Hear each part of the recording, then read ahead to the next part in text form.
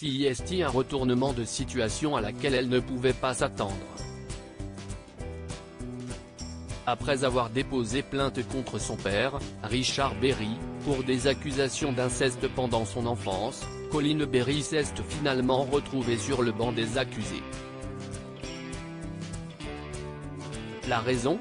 L'ancienne compagne de l'acteur français, Jean Manson, a riposté en portant plainte à son tour pour diffamation. Ce procès, qui a eu lieu ce vendredi 1er avril, a été exécuté dans un climat très particulier. Évidemment présent, Richard Berry et sa nouvelle épouse ont fait parler d'eux. Et notamment cette dernière, à la fin de l'audience, Pascal Louange a giflé Coline Berry, hors d'elle.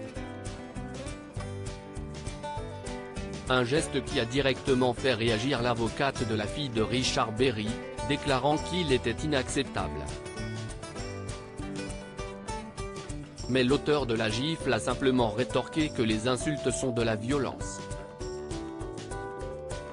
Alors que Coline Berry a été jugée coupable de diffamation à l'encontre de son ancienne belle-mère, elle a annoncé vouloir faire appel.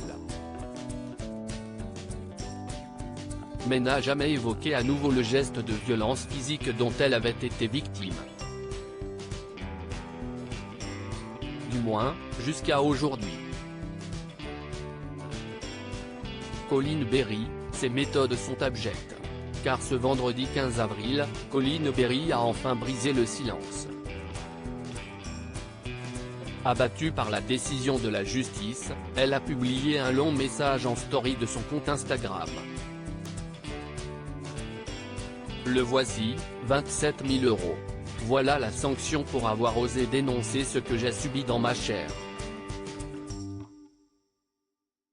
Voilà la sanction du tribunal d'Aurillac, où se situe le cabinet de l'avocat de la plaignante, ancien conseil de Dieudonné.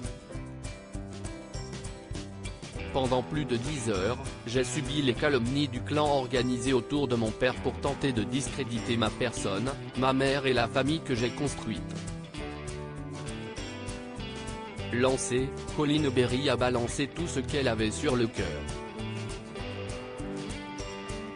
Rien ne nous a été épargné, mythomanie, alcoolisme, folie, même antisémitisme. Tout était bon pour tenter de me faire taire, pour me faire passer pour quelqu'un qui ne sait pas ce qu'il dit et faire pression sur une enquête pénale en cours à Paris.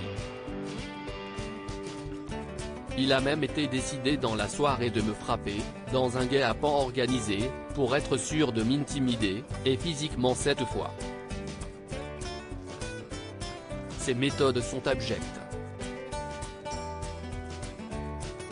Désormais, pour avoir justice, Coline Berry doit ronger son frein jusqu'à la délibération du procès contre son père. Loading widget.